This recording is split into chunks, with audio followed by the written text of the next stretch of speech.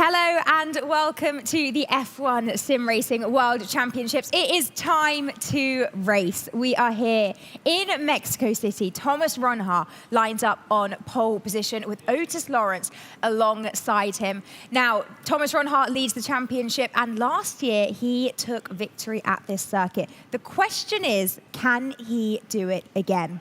It's not long until we find out.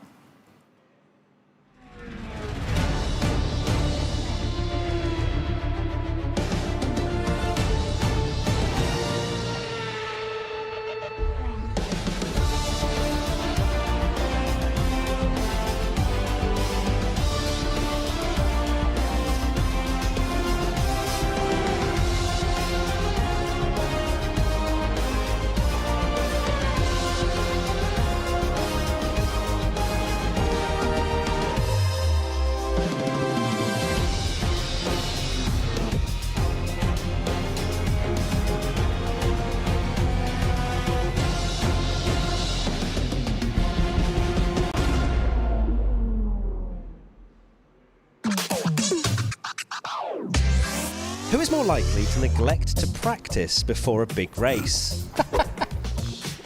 Well, look, we have to be really honest. I'm retiring at the end of this season, so... Sleep in on a race day. You. Literally, last time we met each other in Zurich, he was literally sleeping on the rig. So that's why I'm pointing towards you. You're more likely to sleep in, but I'm more likely to sleep during the race. Okay, I'll give you that. I'll give you that. Lovely. Set the fastest lap in a race. Yeah, you can be confident with that one. Celebrate a win the loudest. Yeah.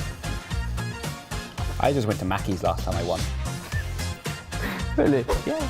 Nice. Have the best reaction time at the start. I'm old, Thomas. When he was maybe like 18, 19, then Brendan maybe, but I'm younger, so it makes sense. I have a better reaction. Oh, look at us being wholesome. To get distracted by real-life F1 news during practice. Blame lag for a mistake. Neither. No, I would say neither. Genuinely, I would say we're both pretty honest. If it's our fault, we take the blame.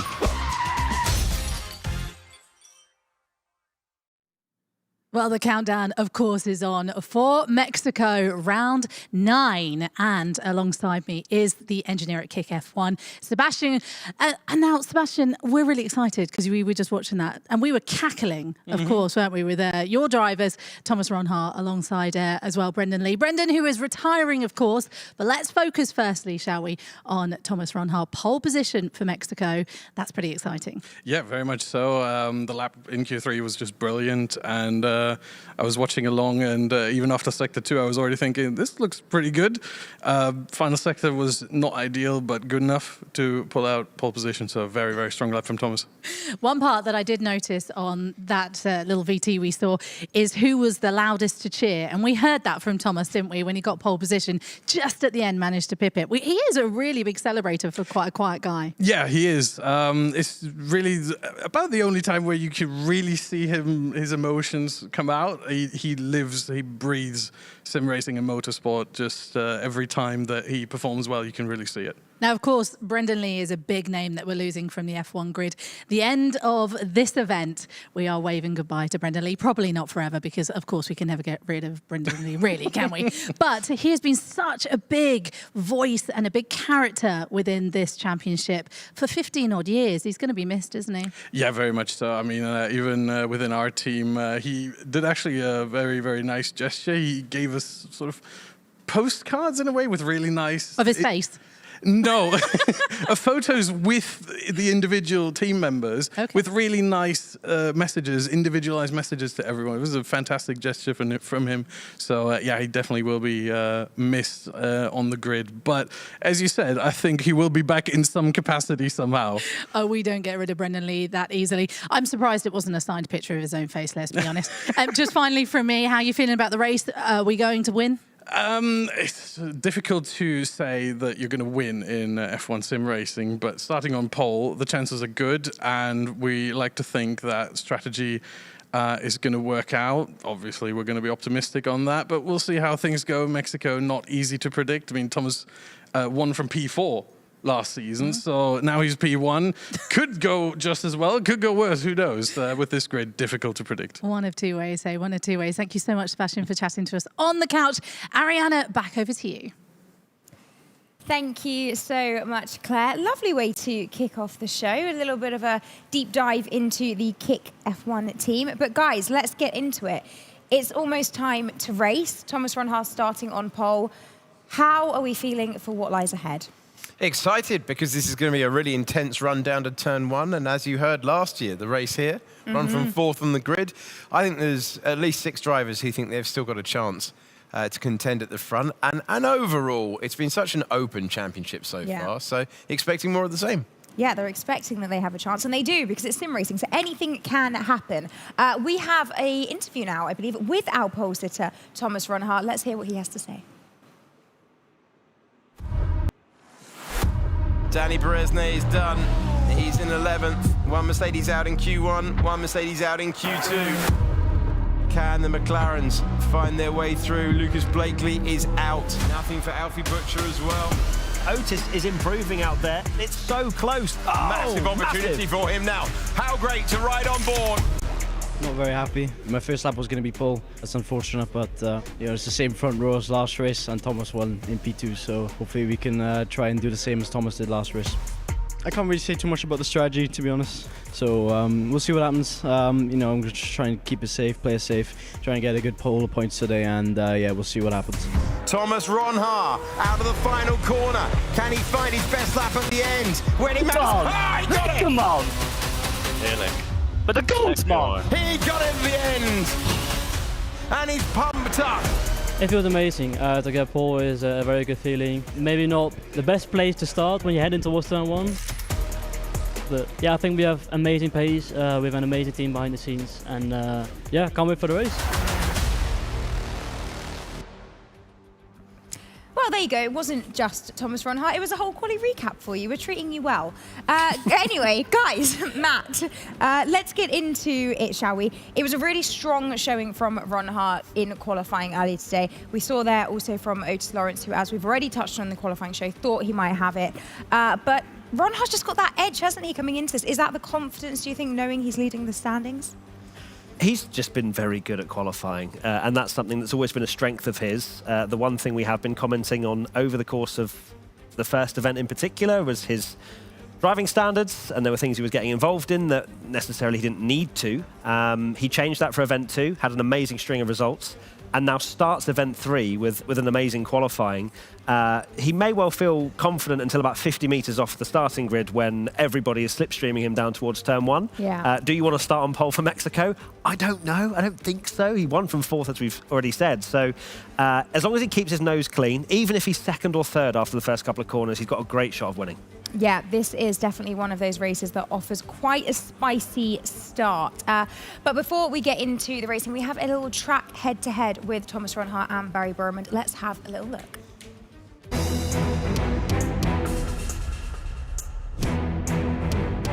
I think what I did last year in terms of overtaking towards turn 1 was actually one of my better moves in my career. So if I can repeat that move again this year, then it would be a great start, and then hold on eventually to the lead. In issue this time, Ronhaar around the outside. If you lose the lead in towards turn 1 without DRS, then on the second straight you have no chance to come back, because the detection is the same for the whole first sector. Still Burman out, looking to try and challenge. Looks down the inside now. Thomas Ronhaar, they're not interested in switching this time. Ronhaar retains the lead. No, Barry's playing the smart game now. He wants to hold second position. I have to make sure I get the DRS. You get the first straight and the second straight DRS. So even if you're like, I don't know, like 5.5 tenths, this is still enough to pass the other driver. So one thing that is really crucial in Mexico, P2, your gap to P1 less than 6 tenths, and it's easy. Around the outside into turn 4, he's going to switch it back and try and switch it again for turn 5, unable to do so. Thomas Ronhaar defending fantastically. It's going to be key to make the right move at the right moment, especially on a track like Mexico. Last year I decided to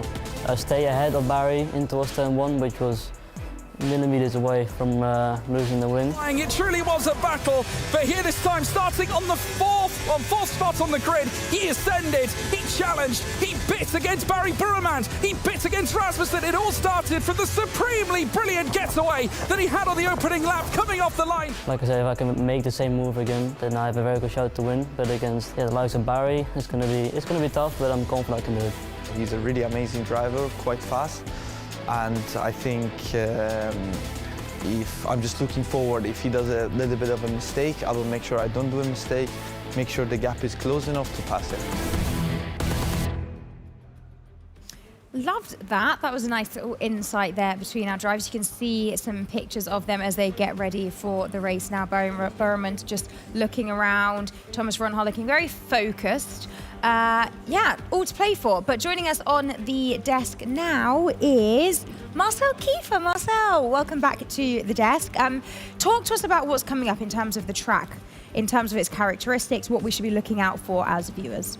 I mean, these two drivers, they already took it away with the straights. And I mean, the middle sector, you have dirty air, but it's not as effective on this year's game. Yeah.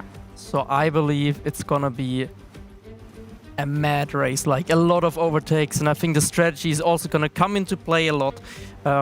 Sector 1 obviously is nearly full flat out aside from that chicane, but with how fast these cars are and how easy it is to follow, like Barry said, 6/10 back and you can probably still line up a move into Sector 2, turn 4 and 5.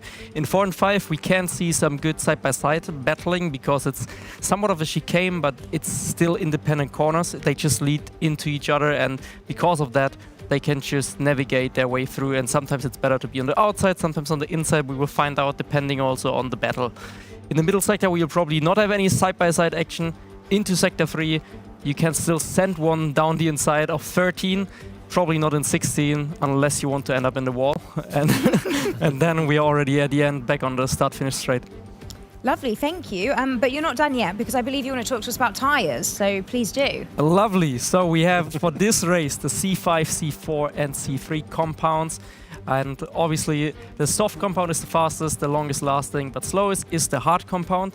And we also have a couple of strategies available for you, which we will also have a look into in a second. Yes. But then we will have a little bit. That feels very. There we go. I mean, I made up these strategies, but if they go wrong, then I don't take credit. If they go right, then I can take credit for them. Okay, so you'll be doing this in the car on the way over. I think the most likely strategy that will play out is some form of an undercut, especially if you're further back. If you're like P5, P6, then you're probably looking to pit a little bit earlier. But I don't think we will see any soft runners. The tire wear is quite a lot. I think it's nearly double or triple compared to any of the other tires over one lap. And I think Jarno Oppmer might be going for the complete opposite strategy again. Go for long, get a good spoilers. Yeah. I mean, wow. Giving away the game already. Why do you think that?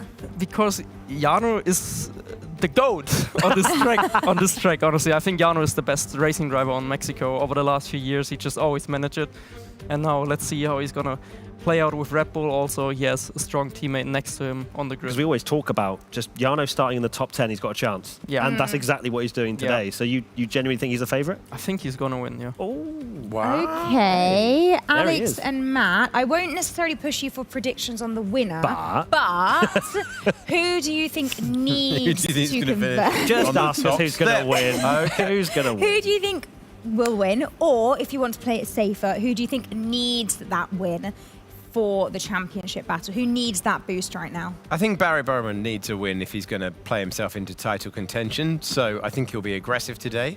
Go on.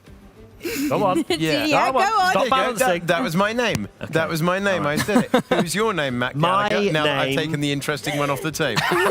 No, this one's also interesting. Freddie Rasmussen. Yeah, rating champ. Yeah, thrilling.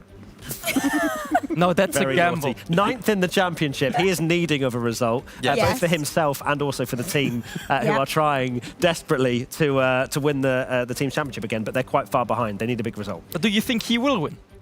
Rasmussen? Yes. Yeah, go on. But he has never won a race here, I think. Whoa. Sorry. Since when does the form book have anything to do with it? Okay. Ishmael Fassi's P2 in the championship. We're going to have like 3 lights on in a minute. This is ridiculous. And this is really losing its way. And what do you make of Otis Lawrence, who lines up, of course, on the front row? And as you said earlier, Alex, he doesn't really have anything to lose, so he can just go flat out. Yeah, great opportunity for him. Just to send it and just to go all in and to try and claim his second win of the year.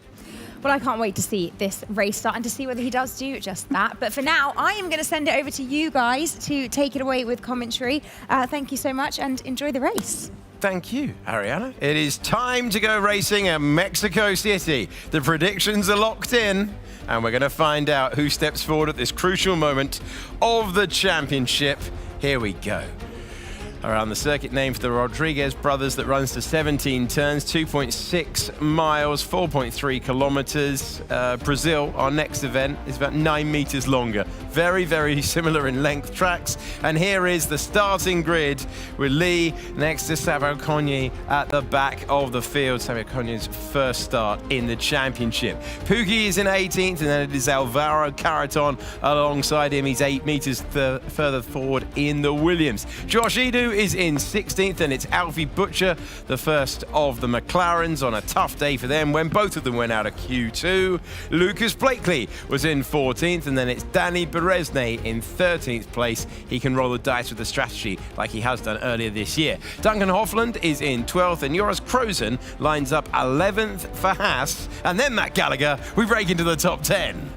And apparently the race is starting anytime soon. So Nicholas Longe in P10 alongside Tom Manley in 9th. And then we head to the 4th row of the grid. Tamas Gal, can he convert into a great result for Haas? Alongside Ulash Ilzildarim in P7. Then Ismail Fassi, championship contender, alongside another one of them, Jarno Opmeer, who knows how to win a championship. 2nd row of the grid, Barry Burman. He needs a result for Ferrari, alongside Freddie Rasmussen, who I've predicted to win. So let's see. And the final 1st row of the grid, Otis Lawrence, alongside pole sitter Thomas Ronha. We got the grid in time. It's all got a plan. You're looking at live pictures of an expectant grid. 5 teams on one side, 5 teams on the other. And here come the 5 red lights in Mexico City. We're underway and racing down to turn number 1. It is such a long drag down to the first braking zone. Ronha's got a good start, but it might not be enough. The green Aston Martin takes on the green Sauber as we go down to the first turn. Can Lawrence get in there? Will Jarno Opmeer brave it? Brilliant getaway, and so well managed for Thomas Ronha, who has staved off the threat and somehow kept the lead from pole position. I thought Opmeer might have had a chance down towards turn 1. He was shaping to the inside as they all jostle for position through these first couple of corners. The top 6 are on medium tyres. Contact with the Ferrari there. Nicholas Longe getting involved, and it's all getting a little bit tight at the back. Nicholas Longe banging wheels on the opening lap. Tamas Gal finds himself in 9th. Duncan Hoffland now moves into 9th position. Tamas Gal down to 10th. Tom Manley is battling past Gal as well, who's been shuffled back. It's Ronha, then it's Lawrence and Rasmussen. Jarno Opmeer is in 4th, and it's Barry Burman, who's been dropped down a couple of positions. He finds himself in 10th place. Alderim is in 6th. Fassi has dropped a position down to 7th. Then it's Longe, Hoffland and Manley, the point scorers, as we enter the 2nd lap of the race. So Ronha did brilliantly to keep the lead, despite having 19 other cars slipstreaming him down towards turn 1, and he's looking very comfortable indeed as we enter lap 2. Of course, the slipstream will be very much in play for Lawrence as he follows the Sauber down towards turn number 1. Interested to see the progress of Beresnay, Pookie and Edu, who have started on medium tyres with a lot of hard tyre runners ahead of them. They're going to want to try, especially Danny Beresnay, to clear of Manley, Hoffland, Longe and Fassi and really enter this top 7 battle. Fassi going the opposite way. The others in front of him going for the yellow-walled medium tyre. So we have 2 distinct races in progress. Danny Beresnay's on that medium as well for Mercedes. So Longe banging wheels on the opening lap, gaining a position. Hoffland up a couple of places. Fassi dropped 2. Burman dropped 2. And he finds himself in that position in P5 on lap 2 of 36. But Ronha, championship leader, holding the lead 0.4 of a second as he goes into the 4 assault and completes the lap as well. This rapid racetrack with huge speeds in the first turn, not providing the same slipstreaming that we expected to see. and the positives are converting the lead as you look at who's gained a position and who's lost a position.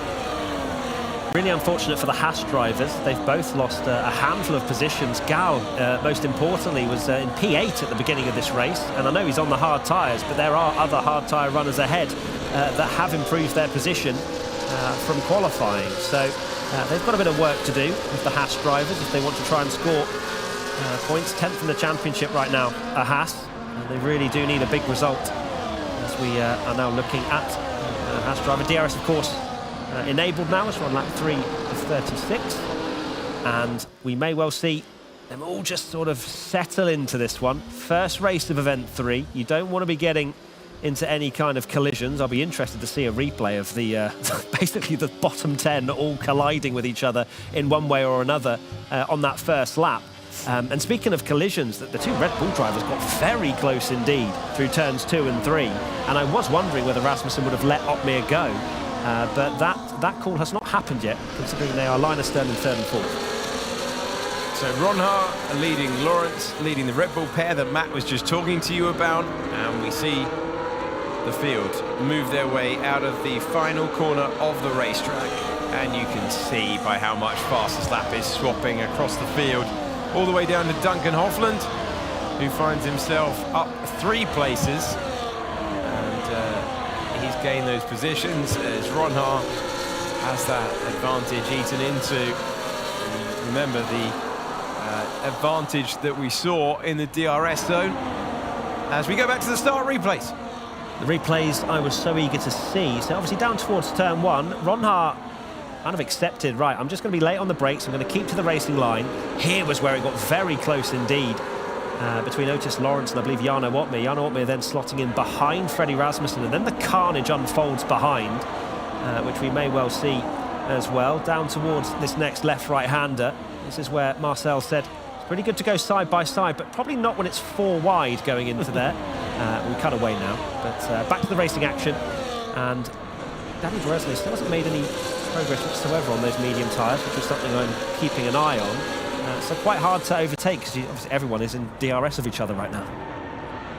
Yeah, holding pattern in the race so far has been the story that we've seen across this F1 sim racing year.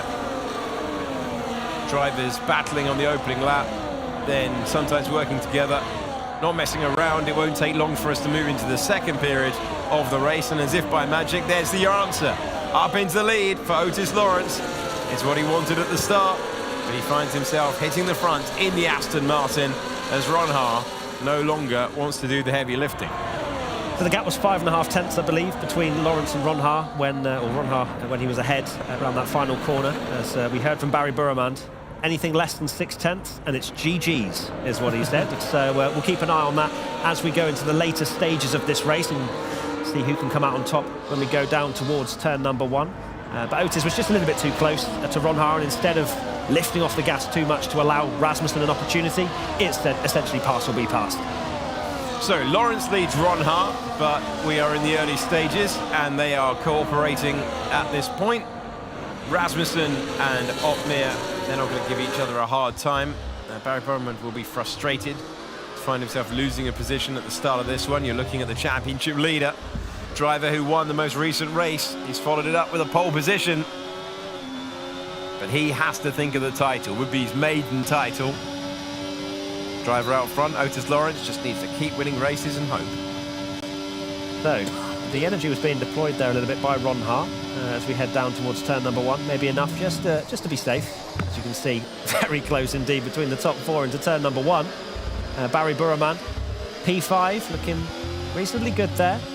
Be interested to see how it unfolds between the top 6 on the mediums and then Fassi, who of course will lead the hard tyre runners into their later stages of their stint. Of course they'll pit later to jump onto the mediums, and then they'll go on the attack.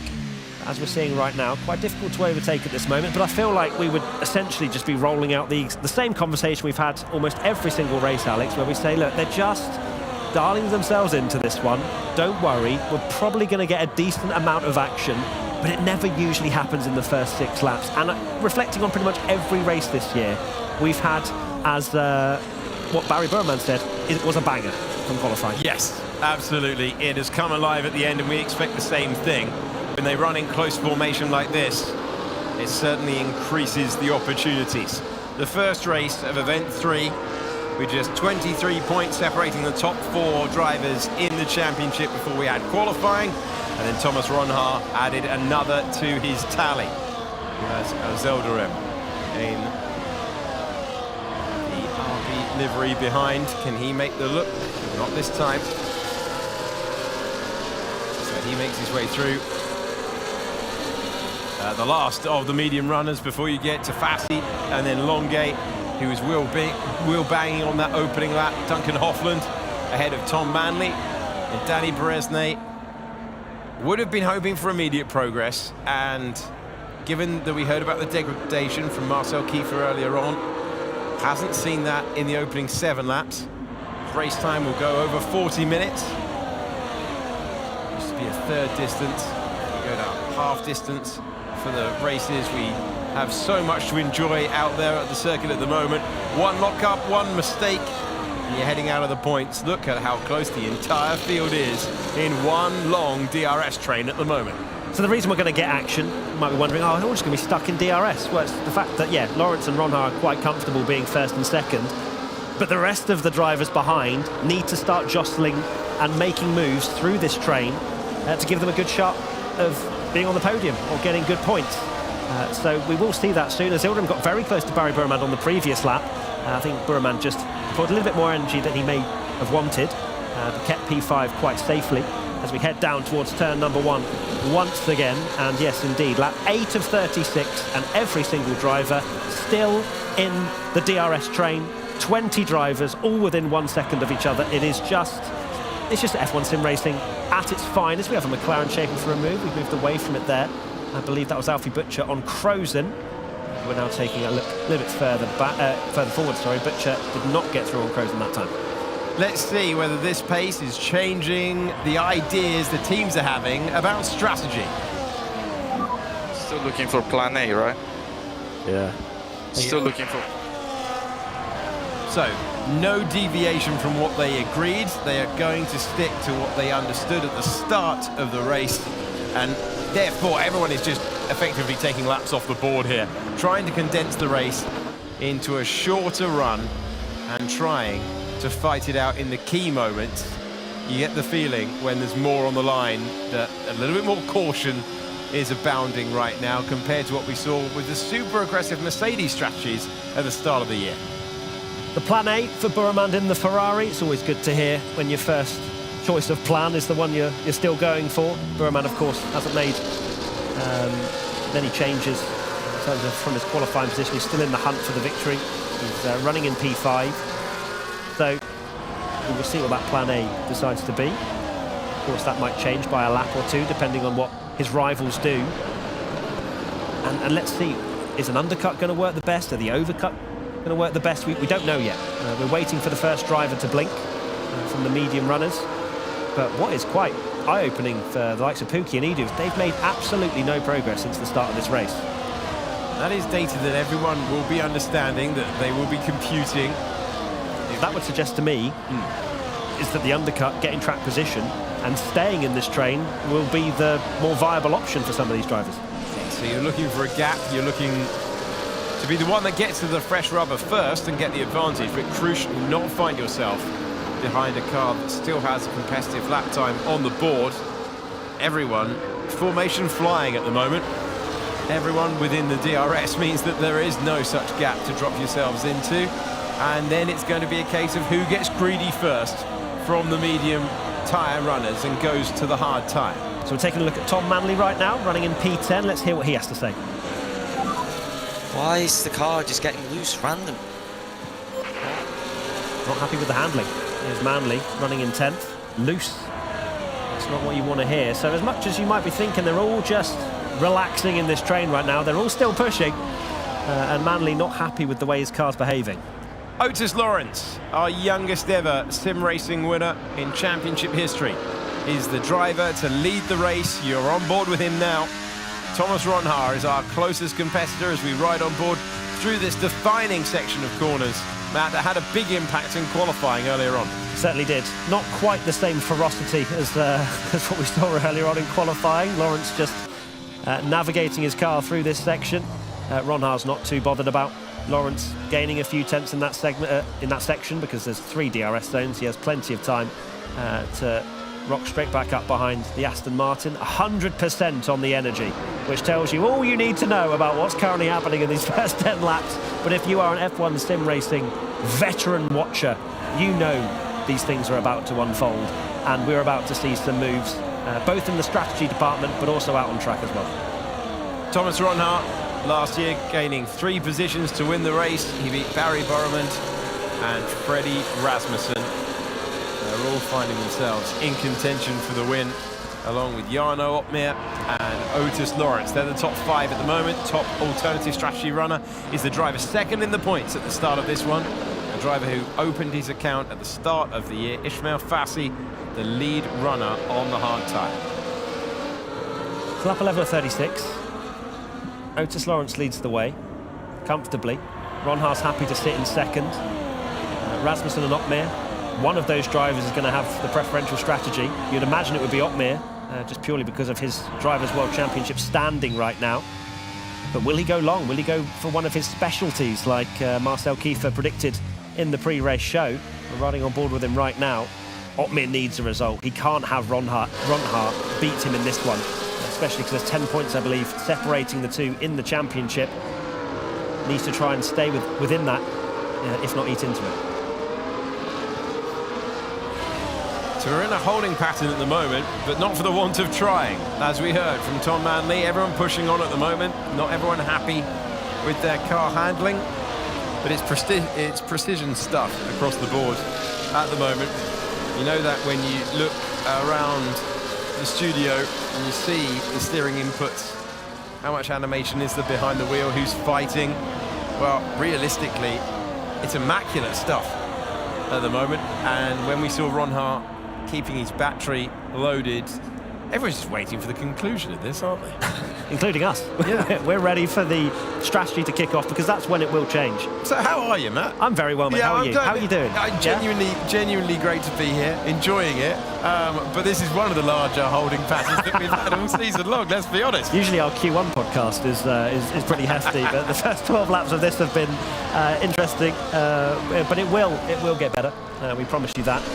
Ronhaar, for a fact, will not want to finish P2, and Otis Lawrence needs to win from 5th in the championship if he wants to have any chance in the last 3 races to try and become the youngest ever F1 sim racing world champion.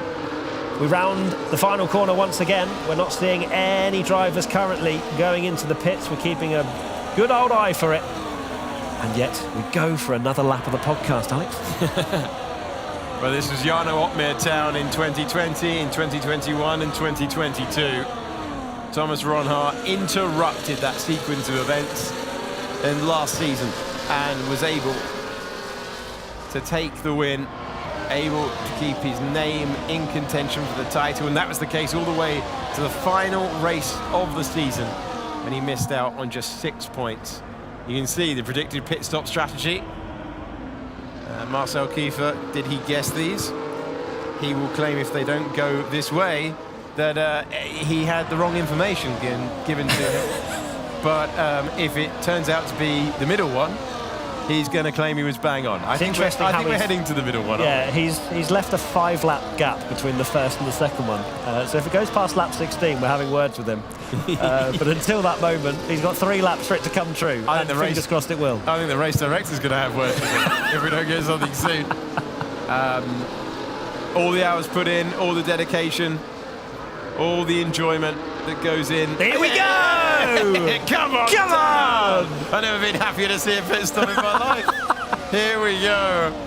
Well, this is going to start things off then. We're going to get the stops. The sequence is going to be started by Barry Borremand, who pulls the trigger first, and the driver who has been in second place in this event for the last 3 years in a row goes first, trying to win it. So let's see how this one goes. Danny Beresnay as well, another driver to go on to that early undercut strategy, as Zildjian wants to go with Barry Borremand. Can Danny Beresne close in, use a bit of his energy to get into that DRS train of Burman and Autódromo? That'll help him immensely in this next phase of the race. Who goes next? Does Lawrence Ronhaar? Do they go now? Do they stick to their own strategy? Because I think with this, you just got to stick with what you think is going to be the best and fastest time. And don't worry too much about Barry Burman potentially. But then, I don't know. It's hard to tell, isn't it? Because it's obviously been very difficult to overtake right now, but I don't think many of them have really tried. Track position is absolutely king around this circuit, even though we've got that long run to turn number 1 and the opportunity to turn 4. Into the pits comes Otis Lawrence. He does not want to leave the Ferrari of Barry Burman out there, pushing on, having the use of fresh rubber, and he unleashes Thomas Ronhaar, who in turn can unleash all of that battery and come in a lap later, having pushed for all he is worth. Crucially, where will Lawrence be in relation to Barry Burman, who's going up through the gears, and the Aston Martin driver is being passed?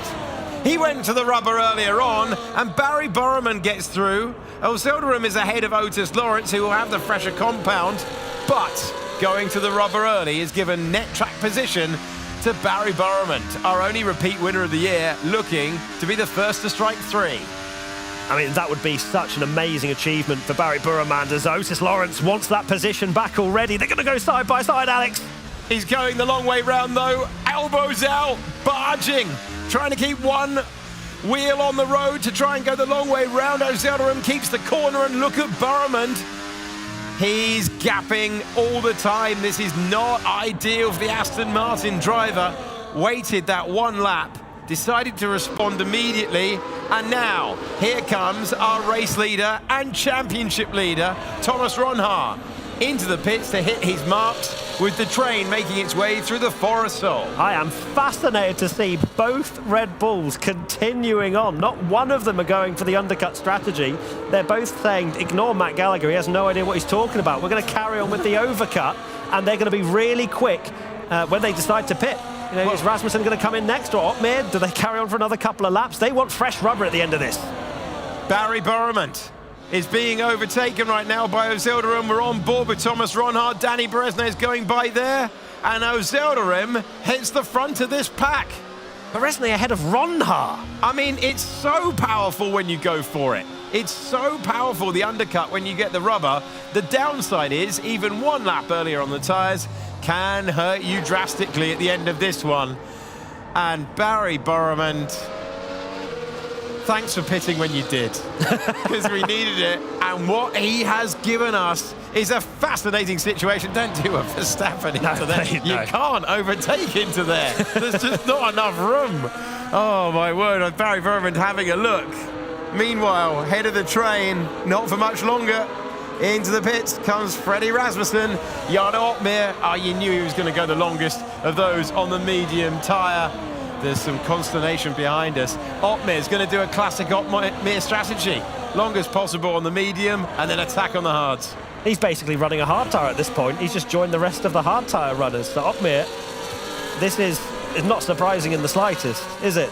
So let's see. Fastest lap for Edu. It's all starting to ramp up now, isn't it, Alex? We promised that this would happen. Freddie Rasmussen has dropped down the order quite significantly, down to 18th now with that pit stop. That's crazy. The undercut is huge. Couple of key moments, though, further back in the field. Otis Lawrence is now ahead of Barry Burman. Barry Burman is ahead of Danny Beresne. Danny Beresne ahead of Ronhaar, and Autódromo was leading that pack. He was leading that last pack, lap. and he's dropped back. So we're going to have a look round the track and try and understand what's happened with that one. Try and bring you a replay, because Autódromo was definitely ahead of that pack and has been shuffled backwards. So a key moment as you look at your race leader, Jarno Opmeer, and we compare it to Autódromo, who was at the head of the pack and is now further back. So 20.7 seconds for Jarno Opmeer, who does come in. So he's gone the longest, but he relents. He can't run those medium tyres any longer. Those who started on the hard will continue on. And Otis Lawrence has fought his way back to the head of the pack, past those who had the track advantage. So it would have been an aggressive couple of corners for the man who had come out behind Barry Burman, and crucially has kept his head and fought his way through with the fastest lap of the race as well. So watch Otmir. He's probably going to go out in 20th position, is he not? Yeah, he is. So Otmir, 20th at the moment, but that will not end that way as he is on the freshest of the lot in terms of those hard tyres in the group ahead of him. He's got Pookie ahead of him.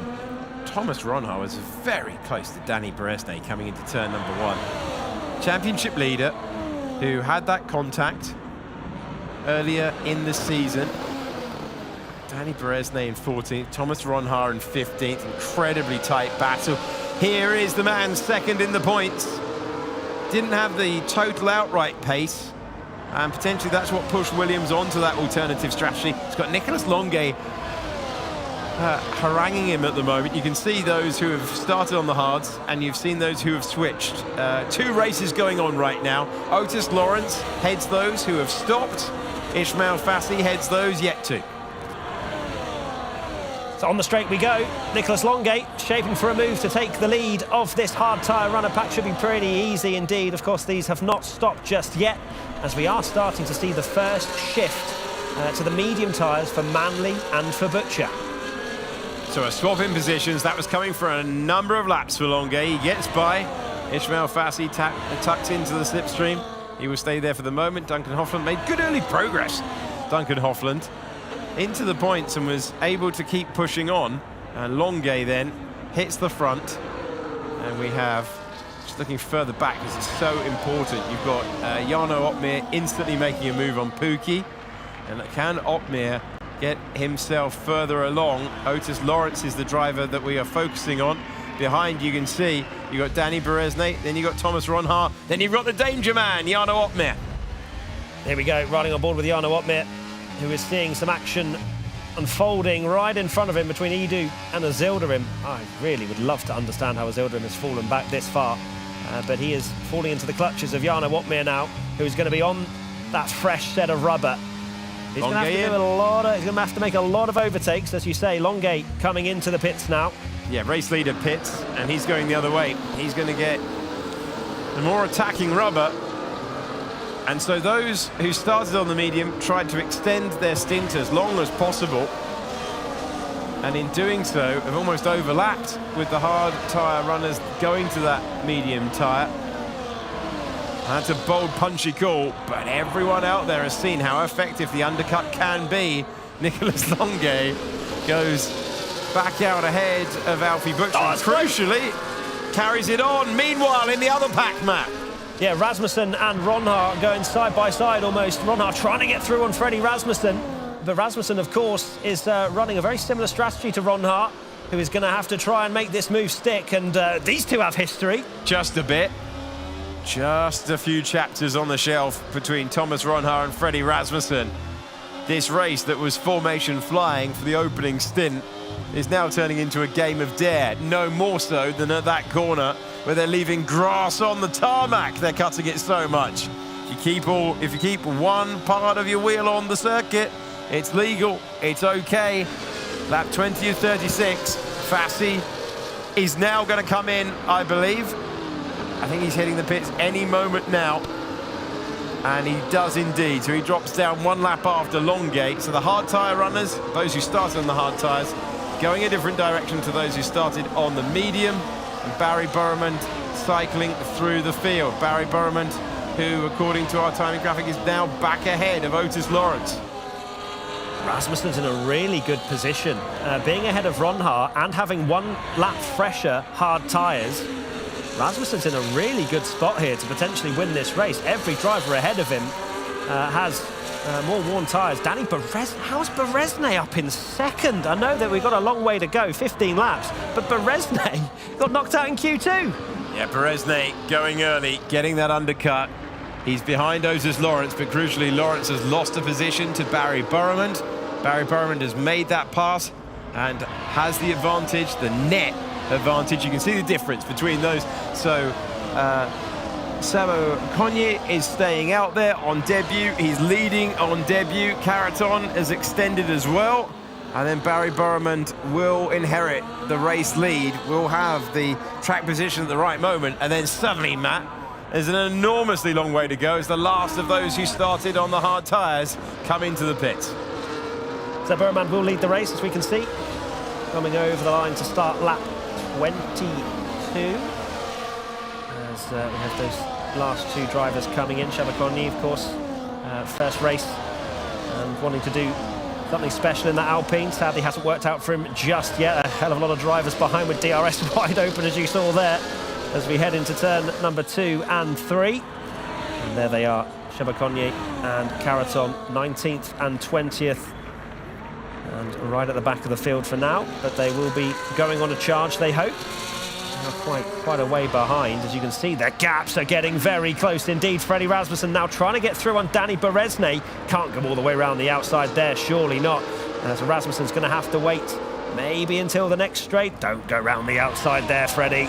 Can't do that, but what he is trying to do is turn it into an up and under, turn it into a traction race, where you get your rival to a different part of the racetrack and then you just stand on the power, and exactly any part of the circuit should be better. Look at the drive off that corner. You don't see many moves into 12. Is there about to be one? Beresney and Rasmussen side by side, the long way round into 13. That is a special pass for a man who could win this race. He's up to P3. Freddie Rasmussen trying to chase down Otis Lawrence, and the man we're about to hear in conversation with his engineer, Barry Burman. Honestly, there's not much need to kill your tires and push, Barry. Just keep the temperature decent window, okay, Barry? I can, man. I have to push, otherwise Danny will pass. Oh, Ronha! Making contact, having the issue. That could have had a huge moment. Beresney and Ronha nearly ruining each other's race. And it's reminiscent of what we saw earlier in the season. Ronha's championship flashes in front of his eyes. Ronha and Beresney, where have we seen that one before? Goodness gracious me, Ronha down to 7th now as Manley tries to take advantage of this one. Ronha, the championship leader. Has he picked up any damage? We're going to have a good look at that. End plate, I don't think there's one there. I don't think there's one there when we see, I think the front left-hand side of his front wing is damaged. He's slow. Look at him. He's holding up the drivers behind him, of course, on fresher tyres as well, the likes of Nicolas Longuet. But this is huge for the championship, Alex. Absolutely massive moment in a Mexico City race of a huge consequence. Barry Burman being told to keep the tyres in the temperature window and being told, have you seen Otis Lawrence? Have you seen Freddie Rasmussen? I can't keep to a delta, to a prescribed lap time and keep the lead. So he's pushing on, and Lawrence is daring him, and Rasmussen's in a fantastic place, and Jarno Opmeer, who's got the freshest tyres of all of them. What is going on? It's not the M25, it's not a highway, it's the race down at turn number 1, and suddenly, even though everyone's pitted, the DRS chain has reformed, and they're glued together on lap 24 of 36. We promised you action, and it's delivering. Ronha being passed again down to 9th. Let's have a look and listen to Danny Beresney. Move in, man. What are you doing? Move in. So understandably frustrated with everything that he's seen. Tom Manley's in 5th place. Danny Beresney is in 6th. We just heard from him, anguished with the contact at the first turn. Nicolas Longuet and Alfie Butcher were battling. Our championship leader is in 9th. The man behind him in the points, I think, was diving to the inside. Fassi up to P9. Look in the background now. Let's just wait and hold and have a look in the background, because you can see the Williams battling. And the Williams, I think, is up to 9th position. The Williams is through. 2nd in the points, goes past the championship leader. They're battling for 9th and 10th at the moment. Fassi needs to get on with it if he wants to try and take this championship lead away from Ronha, who is struggling out there. There's no way he's going to score points. I can't see it. P10, end plate damage. The pace is gone. You can see there's just no front end. There's no front end. Understeer City. Do you know who's watched that happen in his rearview mirror? Jarno Opmeer, 3rd in the championship, 10 points behind Ronha at the moment. Ronha may have just gifted him the championship lead. Who's to the inside? Look at this. This is for 2nd place. It was the Red Bull getting to the inside. Traction race is going to change everything. And we go on board. Freddie Rasmussen getting hyper aggressive. Are you sure that's Freddie Rasmussen? The man who plays the percentages, suddenly throwing elbows, throwing shapes, and desperately trying to get by, because he knows there's a race win potentially on the cards, but he's got to clear the Aston Martin to get it. This could be a Red Bull 1-2. They are in such a good position at the moment. 11 laps to go. They've got the freshest tyres of the bunch. Watch out for Nicholas Longuet coming through in P6. But right now, Rasmussen needs to get through on Otis Lawrence, and it looks like he may well shape for a move as we head down to turn number 1. Okay, let's hear from our race leader. I don't have any grip. Okay, good news, you got the race lead. Bad news, not a lot of grip. All right, it's not a problem. Can you force the battles behind? Well, if this keeps turning into a traction race, Red Bull are in unbelievable position, but they're not the only ones. Ishmael Fassi now up to P8. Alfie Butcher also pushing on. Butcher has gone through a tear through the field. He started in P15. Oh, this is absolutely brilliant. It's not ending there! Could be a change of the lead. Outside line is the one that Otis Lawrence is trying to turn into P1. All of this battling giving an opportunity. Barry Burriman said he didn't have any grip, and now he's going to have to get inventive because Otis Lawrence nearly found a way by. Still 10 laps to go for Burriman as well. He's got no grip in the Ferrari, but he's leading the race with 19 other drivers hunting him down. Otis Lawrence, you hear the DRS noise. He's now under pressure from Freddie Rasmussen, but not this time. Oh, Rasmussen's move, by the way, into this turn, absolutely sensational. Doesn't matter if you've got a grip advantage, he's had to work for that grip advantage. We saw that earlier on. He'll be hoping to do so again. Good launch out of that final turn. And although Otis Lawrence has the DRS, you can see the grip, the purchase, and the power that has given Freddie Rasmussen, our reigning champion. Just hitting the limiter. Is there a chance for the late move? Every half look you take gives an opportunity. And now is this the Butcher on the attack once again? Ishmael Fassi up against Alfie Butcher, and it's the Williams man who gets ahead. Fassi able to conjure something, change of lead surely this time. Can Barry Burriman hold on? I think there's way more momentum this time for Lawrence. Can he be brave around the outside? Has to leave a car's width, but it's going to turn into first place in the race. Otis Lawrence gets the jump when he needed it, and you could tell he was just a car length ahead of where he was 1 lap ago, and the Aston Martin leads. He had to pass Burriman, otherwise Freddie Rasmussen was coming through, and look at him, he is absolutely pushing through this middle sector, is Otis Lawrence. Burriman now looking in the rearview mirror, and is that a swap from the Red Bulls? It is. Otmir up to 3rd. Red Bull make the call, and Otmir is now chasing down the victory. Jarno Otmir is going to try and displace Barry Burriman from 2nd and then hunt down Otis Lawrence for the win. Teamwork in play between the two teammates sitting next to each other in the arena. Yellow flag is out, which is fairly unusual to see at this stage of the race. You heard the pip of DRS. You can see the huge slipstream that Jarno Otmir's got. Could be 2 in 1 to take the race lead, but the Ferrari hangs on. We stay on board with Otmir, who goes from 3rd to 1st in 1 corner to lead in Mexico City. It's not over yet. The Ferrari having a look. Is he going to dive to the inside? He can't come back. Otmir's got the tyres. He went the longest on the medium. He's got the freshest hards. He had the more advantageous line into the opening turns of the racetrack, and Jarno Otmir, who bided his time, might turn 5th on the grid to the race win because he's cleared his 2 rivals for victory very, very quickly, and Rasmussen, having played the team game, will now try and make it a Red Bull 1-2. Very possible indeed. The danger man behind, Ishmael Fassi on the freshest of the medium tyres in P7. He needs to make up a few more positions because Red Bull are making their move as we have side by side once again, Longuet and Fassi. And Longuet coming out on top in that particular battle. But as I just mentioned, Fassi looking racy with those fresh medium tyres. Huge moment in the championship.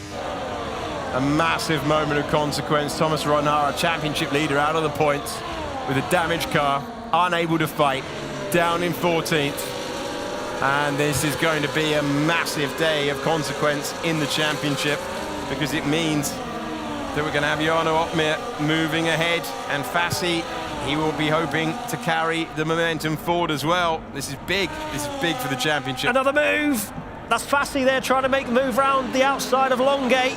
He's kind of level. I think it would be tough to go the long way, and he knew it. He tucks back in. You've got to have an advantage of basically the front axle has got to be ahead to be able to make that move around the outside like we saw with Lawrence when he took the lead. but he had used too much of the tyre as well. Barry Burman came in first. Lawrence responded to it.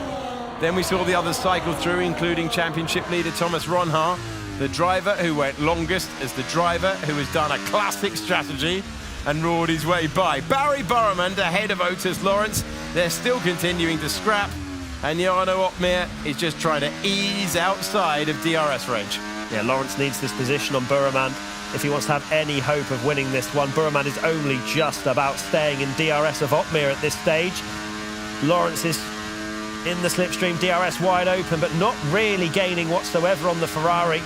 It's going to have to be another lap of patience for Lawrence. Third at the moment, needs second minimum if he wants to have a hope in these next 3 races of the Drivers' Championship. Jarno Opmeer, Red Bull, they have come out the blocks firing in Event 3. Can Rasmussen, from 4th position, on the preferential strategy compared to Lawrence and Burman, make the positions up to make it a Red Bull 1-2? Well, now you're just thinking overall about which way you're going to look, which way you are going to focus. For Otis Lawrence, he's just trying to score the best possible result. It's tricky. Someone had to respond to Barry Burman. You can't just let Barry Burman gain positions by going to the fresher rubber, but you're almost in betwixt and in between, aren't you? Because you either respond and you get caught in his battle, and you unleash the Red Bulls. That's the advantage of having the 2 cars together. Gives you the strategic options. They chose to play the same cards, but crucially they were able to give Jarno Opmeer the longest stint in the race. And he is just a master, Matt, at coming through and making the fresher rubber work. He's just so efficient with those overtakes. Do you remember when I said he was 20th? that actually happened, and Opmeer now leads. It's a different strategy almost every single time with Jarno. Most of the time it works, sometimes it doesn't, but most of the time it does. And Jarno leading the way comfortably. You know, it's only half a second, 3/10, but he knows where to extend the gap, where to use the tyres, and to defend this lead. 5 laps to go. Burman is in the worst position in terms of tyres. He can't do anything about Opmeer. He is literally using Opmeer as an aid to help him down the straights and to defend P2. Let's hear from the man in P3. This is Otis Lawrence. Knew we should have went lower wing, man. Should have gone more wing. Oh, the beauty of hindsight, hey? Yeah, low wing, high wing, either way, when you're in P3 and you're looking for why it's not worked out entirely, he wants more speed down the straights. He wants more grunt when he needs it, but he hasn't been able to fight his way through. And Barry Burman this year has been absolutely masterful at taking a car not quite there to a strategy that gives him a chance, and then the car positioning has been absolutely mighty. But he's been struggling for grip from about 26, 27, hasn't he? Freddie Rasmussen unselfishly playing the team game, can see the race lead, but just can't quite get there with the Ferrari defending from the Aston Martin and interrupting his progress. I'm sensing some kind of move from Lawrence at some point. It has to happen.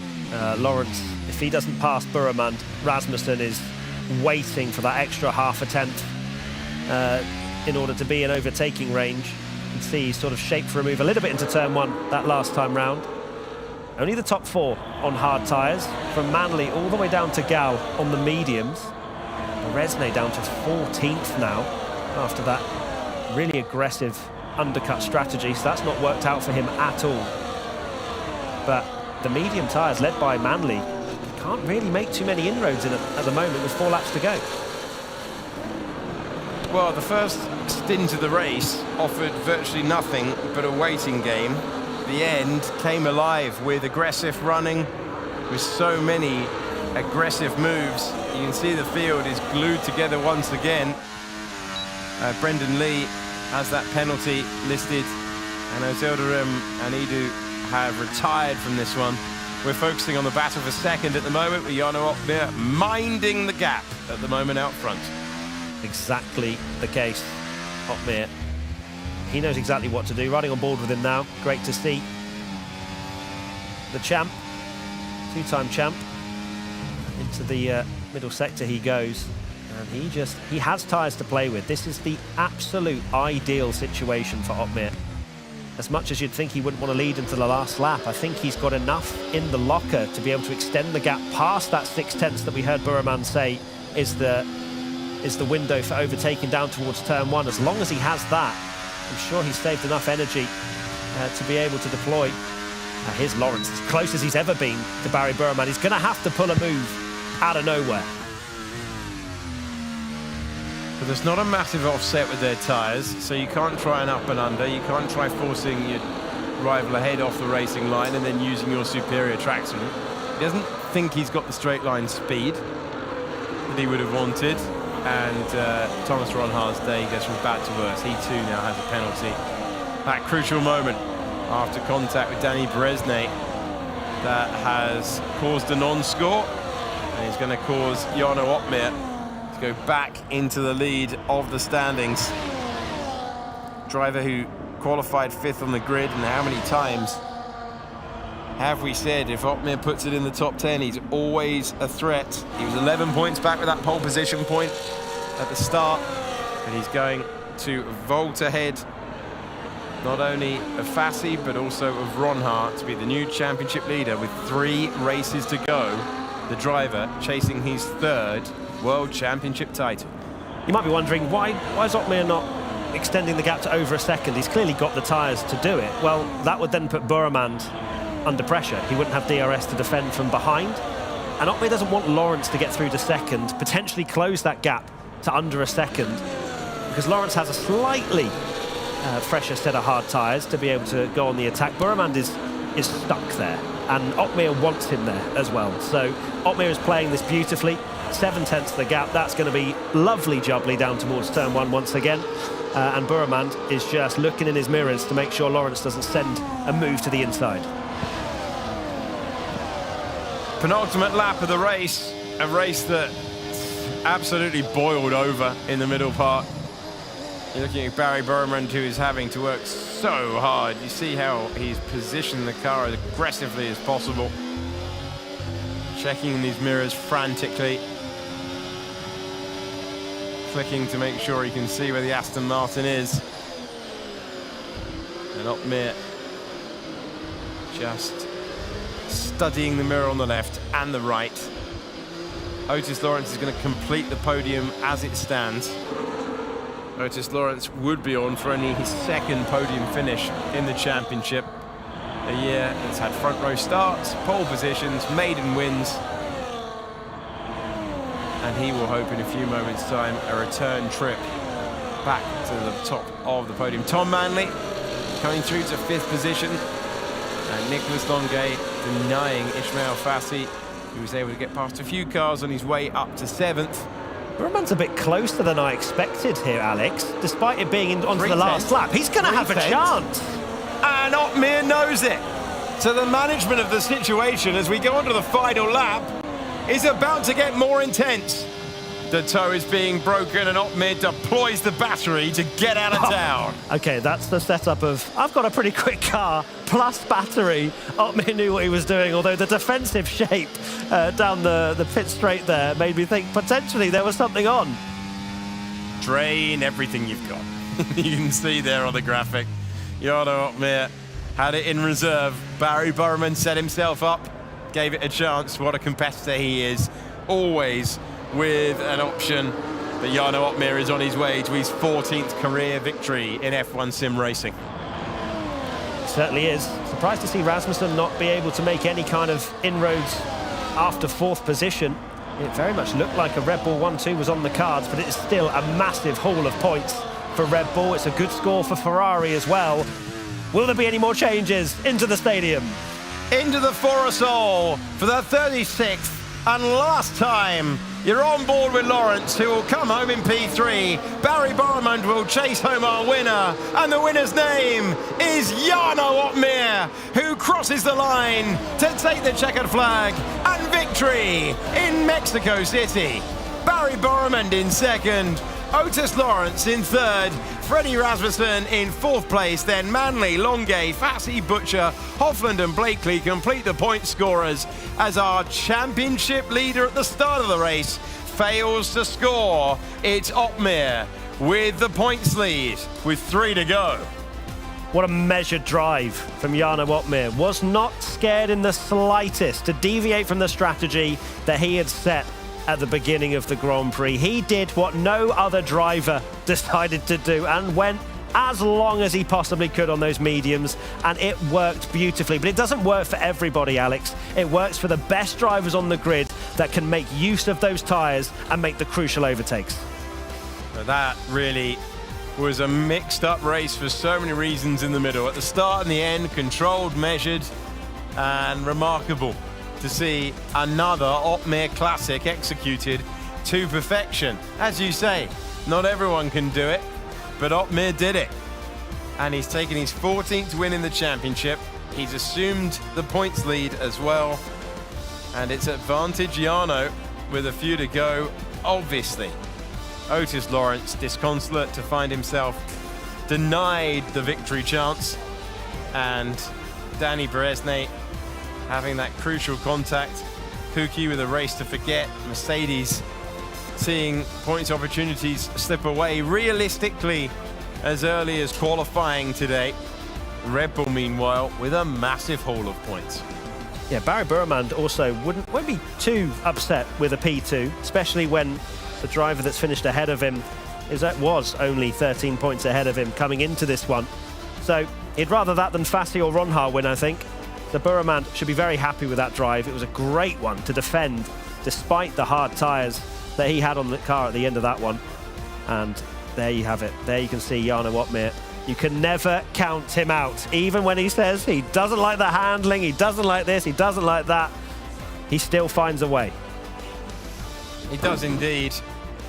There's so much to unpick, and we will unpick it in the post-show. It is Jarno Opmeer, and those who tipped him for victory are celebrating in the studio as Red Bull take a deep breath and gather in, having won once again. Rasmussen and Opmeer are the top two drivers in the history of this great championship, now separated by just 2 wins between them. Top 2 in terms of wins, top 2 in terms of winning average percentage, top 2 in terms of points. They have been the standard setters for so long. I think Otis Lawrence will reflect that, you know, if you let the Red Bulls have clear air, you kick yourself if it doesn't go to plan. If you don't cover off the Ferrari and the Ferrari wins, you're frustrated. Fascinated to get the thoughts of the man on the podium today. Otis Lawrence is talking to Claire Cottingham.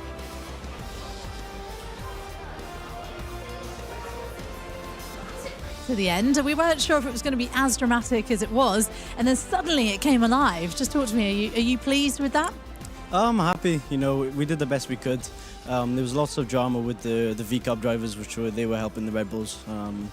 I won't go into detail, but it was not on from them. But at the end of the day, me and Barry did a great result. You know, we did the best we could.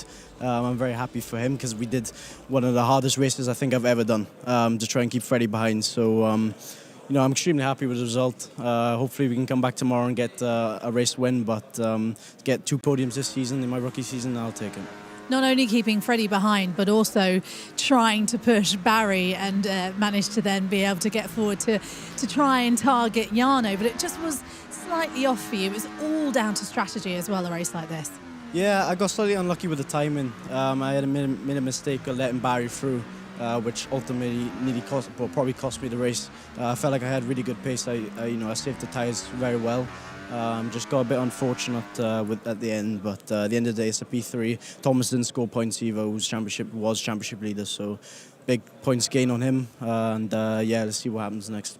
Did you say it was one of the trickiest races you've ever done? Absolutely, yeah. Can you just talk me through why it was so technically tricky? Mainly because, you know, we had the Red Bulls brand new tyres behind us on hards. They were like 2-3 lap fresher than us, so it was always going to be difficult. They were very low wing, as always. I actually upped the wing before the race, which was a big mistake from me. But yeah, just trying to keep Freddie on fresh tyres, low wing was such a challenge because he's so quick and he's so he can randomly catch you napping with the battery. So, you know, I got him at the end, P3, and yeah, I'm very happy. Okay, well, congratulations. I feel you can go relax for a little bit. Not for long. We've got more racing to come tomorrow. Thank you. Okay, Otis, lovely. I'm going to let you jump away because we're going to bring in Mr. Barry Broerman.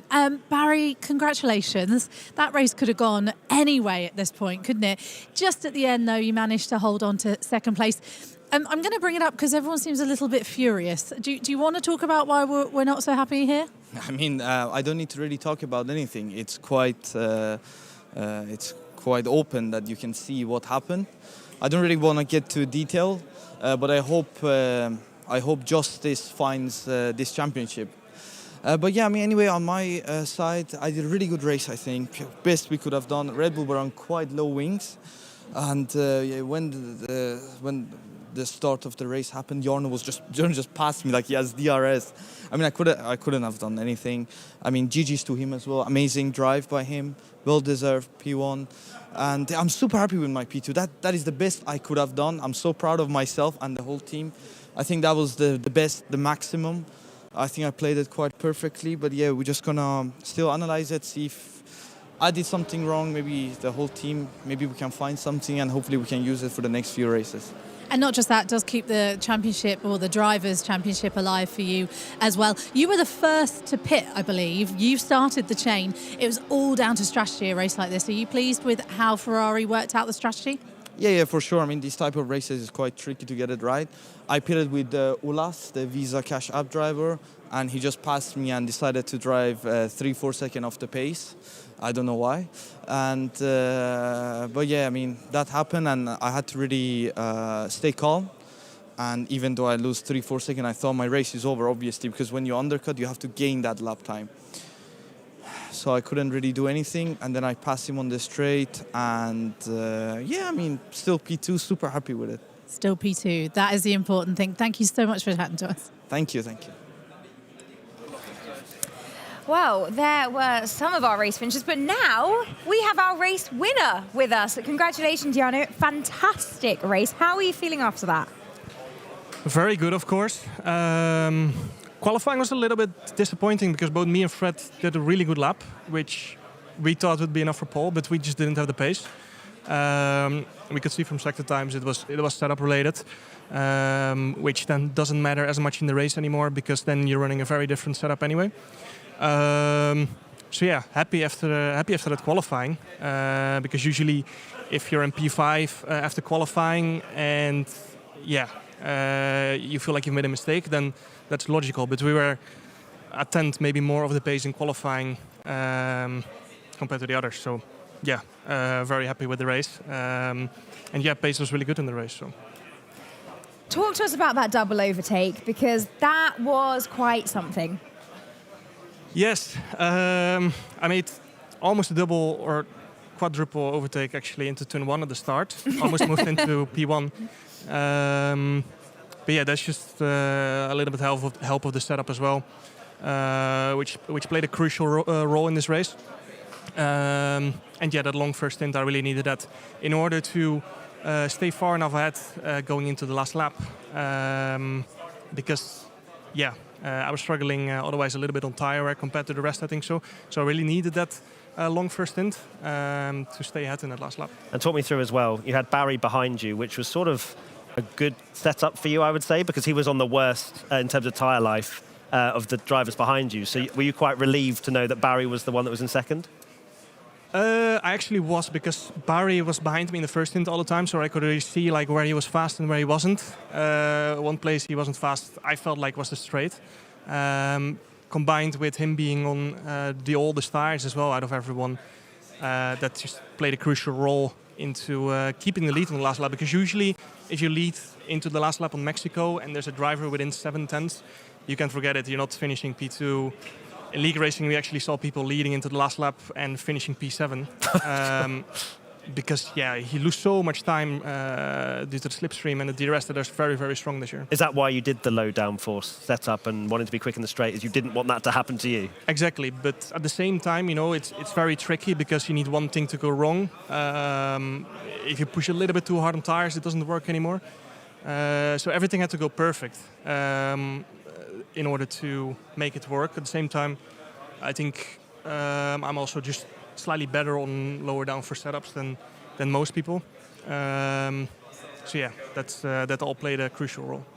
You find yourself 3 races away from becoming a 3-time champion now. I get the feeling that some parts this year you've been like, well, I'm in contention, but I don't know how. This was a great day for you. 3 races away from being a 3-time champ. How does that feel? It feels amazing, of course, but at the same time, you know, I'm on, 113 points? That might be out of date. Don't trust the iPad. I'm on 113 points, and there's still 75 points, actually more. There's 81 points to be scored. To be honest, it's quite likely I'm not going to score the 3 points for pole position because I just simply lack pace. In general, Mexico is a really good track for me. So even though we were struggling a little bit with setup, I think so, it was not too bad. But the question is, of course, how are we going to be on the other tracks? So yeah, we're going to have to wait and see. Still a lot of points to be scored. And obviously, were you ahead of when the chaos happened behind you with Ron Ha? So of course, you have that in your mind, right? You know who your championship rivals are. Did you see that happen, and were you aware that he had picked up damage? When I first went for the overtake, I failed into turn 4. And then I already had a little sneak peek on his front left end plate and saw he had wing damage. So I just knew I had to recharge battery and it was going to be quite easy. But then when I forced him into a move on Bresnay, they crashed and I could go around the outside, so that was nice. That was nice. Not so nice for them. Not so nice for them, of course. But yeah, that helped, and also give you a lot of courage, you know, because he is one of the main championship rivals for me. And yeah, when I saw that front left end plate, it was quite a nice feeling. I'm sorry. Jarno, we have some race highlights coming up. You'll be able to see them on the screen here. Just talk us through some of these moments, Jarno and Alex and Matt as well. So what are we seeing? What's this first one? Well, there's no highlights from the first 15 laps. that was a podcast. You can skip past all of that. Oh, here we go. There's a move from you. This is the first one on Ozildrim, I think so. Yes, it was, yeah. This is Freddie against Bresnay. Freddie made some great moves because he didn't have the advantage, and there was the incident. And I was screaming over the voice channel against Fred, even though we were not in the same voice channel. Watch out! I could see the incident coming, and I could see they were both down the inside of Fred at the apex. And yeah, here they were both playing DRS check or, you know, helping each other a little bit. I think they obviously both want to be in P1 and P2, so they work together very, very strongly. And at some point, we actually both me and Fred lost our front wing because Otis braked so early in order to let Barry go ahead again. So yeah, it's always a tricky race. So many hard braking zones, you know. You're in the slipstream, arriving at corners 20, 30 kph faster. It's really easy to overshoot and break your front wing as well. Well, Jarno, congratulations on a fantastic victory, and thank you so much for joining us to chat. Enjoy a little bit of celebrating before we get back into it tomorrow. Thank you so much. Thank you. So that was your race winner, and now we are going to head over to Marcel for him to take us through some of the bits that stood out to him in the race. Marcel, take it away. Thank you very much, guys. He's right there. Welcome again. We are back at my little spot here. Newly introduced, even though we are using it since Event 1. And we are jumping right into the action with the race out from the Ferrari driver Nicolas Longuet, who had an amazing start from P10, getting a good launch down the line. And we know there was a bit of chaos. I know Matt wanted to see it. So I was like, okay, I need to be nice to Matt. Otherwise, he won't go to the gym with me anymore. And that's why I was like, okay, why not pick it? And I think it was in this corner. Nico got hit from behind. No, it was not this one. Sorry. We go a bit ahead, still some clean driving, but into the end of Sector 1. Behind, you can see cars bunching up, and I think he gets tagged by Thomas Gall and nearly loses it fully. Fortunately, no damage for him, and I don't think for any of the other drivers, which was good because the race still continued, and he actually recovered from it, was stuck then behind in the long slipstream train. So let's have a look at the next highlight. That is a battle with Otis Lawrence in lap 15, where it was for the lead after the pit stops when Barry Borman, Ulas from RB, where there was also a little bit of controversy.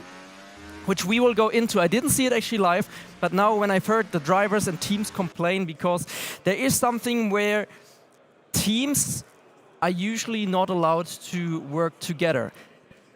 And I've heard some teams complaining that apparently they did. And we can see it right here. So that was after the pit stops. And we know RB in real life and here, well, in real life it's a bit different. They are the sister team of Red Bull, and that's why drivers think they are working together. And Ulas was apparently, according to them, intentionally slowing down and taking weird lines in the hairpins, which you can see here. And obviously the DRS line is somewhere over here. So if Barry passes him, he's losing out a lot of lap time, and you don't want to do that. So you can see also at the bottom of the screen, the throttle of Barry. He's waiting, hesitating. That's how he got passed by Otis Lawrence as well, because Otis didn't want to wait, and he had the DRS, and that's how they passed Ulas, but apparently he did it for multiple laps, and it cost a lot of lap time. And like Barry said, if you undercut, you want to push, otherwise you lose the tire advantage, and you can just go long. And that's how also the overcut from Jarno looked a bit more efficient, apparently, than it was, but nonetheless, like, for me, I can't really judge. I wasn't in the driver's seat. That's just what I heard. So it's good that we had that on board. Into P4, highlight 4, sorry. We have Jarno going for his first few moves on Istvan Buki. And that was just another masterclass. I said he would do it. He actually did it. So I'm very happy that my prediction was right. Jarno's first overtake, then Rasmussen as well. Very bold today, which we are not usually used to. And he gets a good move done on Thomas Ronner. I think that was before the actual crash from Thomas, which is going to happen also in another second. Then we have another great move from Ottmar on Dani Beresney, going late for the inside here, even though Dani thought he already covered it. Maybe he pushed him off a little bit. It's hard to tell. I mean, from the off-board shot, it looked a bit like it, because the white line is there. I would say, yes, there was a push off the track. So he usually should give the position back. Let's see what the stewards have to say about that. Now we get into the big moment where Thomas Ronner, the former championship leader, which is now Jarno Ottmar, crashed into Dani Beresney. And it's such a difficult moment to judge from this angle especially. Initially, I was thinking, that's a crazy move from Thomas.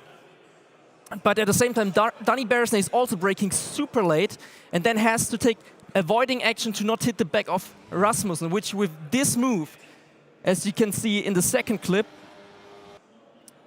Thomas actually, he already was somewhat there, so Dani could have seen it, but at the same time, he's trying to avoid, obviously, the car ahead, which is Rasmussen, takes the line over here, and with that, we can see there's contact immediately, and that caused the inside of the front wing on the left from Thomas Ronner to get damaged. I don't know, hard to judge. Big gain for Ottmar, 2 positions in 1, which helped him a lot as well. And then he was right behind his teammate, which also played into him winning. Then obviously Red Bull made the swap between Freddy and Jarno, as every team would in that situation, as Freddy is not fighting for the title anymore.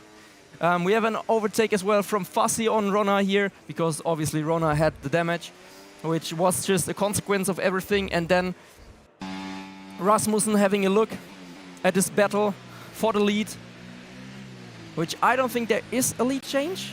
Or was there? No, but it was a bit sketchy, a little bit of squeezing through, but I think still all drivers give each other respect. Rasmussen also pulling out early before the fast part of the lap, which is good to see. And now the final 2 clips. The first lead change, which was Otis Lawrence on Barry, and there was still Freddy in the lead. I think on this lap they actually made the position change for Red Bull between Frederick and Jarno. And Barry, I wasn't sure at the time if he's just playing a game here. Obviously the tires, they are dropping quite a bit in the end. And now the final lead change, where actually we had this sort of chaos at the front, where we had Jarno going for the nearly double overtake. But at the same time, it was so, well, he did actually go for it, but you could see it perfectly from Freddy's POV, and I'm thinking that Otis also tried to fight back. No, actually, Freddy was fighting back. He couldn't get the move done, and with that he was also sealed into P4. Great battle from all of the top 4 drivers, and this is it. But I think the biggest controversy was definitely what the drivers were complaining about with RB, and let's see what the actual consequence is with that. So, back to you guys. Thank you very much, Marcel. That was very thorough. Appreciated that. And now we will head over to Claire, who I believe is with Nicholas Longuet. A driver that's happy alongside me, which is nice. 10th place, obviously, making your way up to 6th. It was an eventful race out there, but I felt like you kind of stayed under the radar and stayed out of all the drama. Yeah, I mean, I couldn't have done really much more. It sucks to see that. I felt like I drove one of my best races in terms of like mistakes and pace, but I was just stuck there. I couldn't do anything when the top 4 were just switching like that. And having, I think it was Tom in front of me, with just 1 lap older tires, is just not that big of a tire delta to get past them that easily. And I didn't want to risk going for a dive or something bad that could get me a penalty. We were in a good position, especially when the Mercs were all the way at the back. So I just wanted to get the secure points, and that is it. It's fair to say Ferrari has a bit of a up and down season so far, coming into the final few races. It's not over in terms of driver championship or team, really, actually, the way that we've seen this race go. But this is really important, isn't it, for Ferrari in terms of mindset? Yeah, of course. We had a rough start. The championship is now very much open, as we saw. I mean, we gained a lot of Mercedes, like 26 points or so. And obviously Red Bull did get a little bit more points than us, but overall, it's a good start. That's what we'd hoped for, because it gives us 3 races to, make up that little bit of a gap that we still have, and fight for the team's championship. Have you been doing some meditation? You feel very chilled this time round. I mean, it's going into the final few rounds now. We've got 3 more races to go, 2 tomorrow, and then obviously the final race in Abu Dhabi on Thursday. But you feel a little bit like you've, I don't know, chilled out a little bit. How are you feeling? I guess doing thousands of laps in this you've just gone crazy. Make me go crazy. Yeah, I think we're all a little bit crazy on this grid, to be fair. But yes, I have changed quite a lot how I prepare. Just my mentality, and just do what feels right more than anything.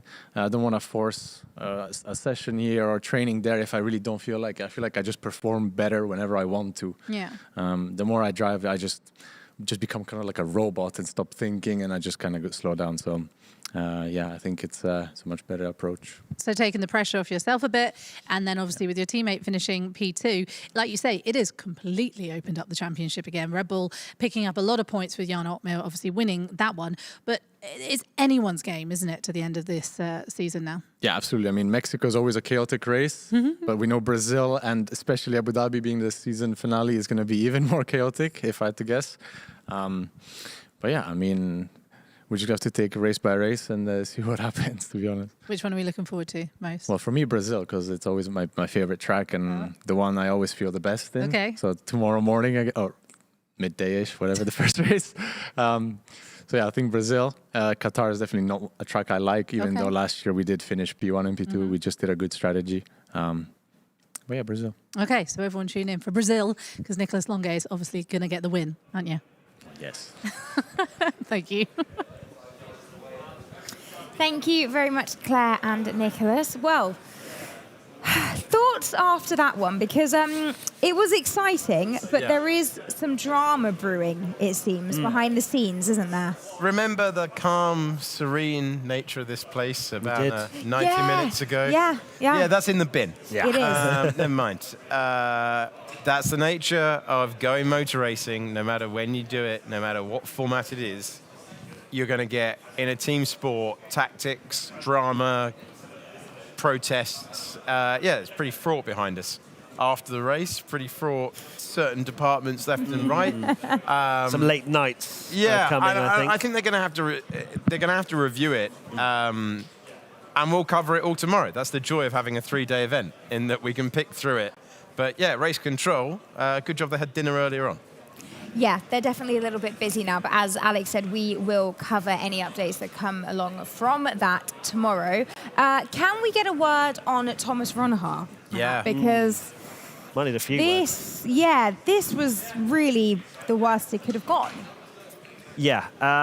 After seeing the incident with Marcel, beautifully going through it, it does feel like it was just really unfortunate that Beresnay going for the move at the same time that Ronhaar did. Yeah. It just caused this world of chaos where Ronhaar's obviously come off the worst because he lost that end plate and therefore lost a lot of pace.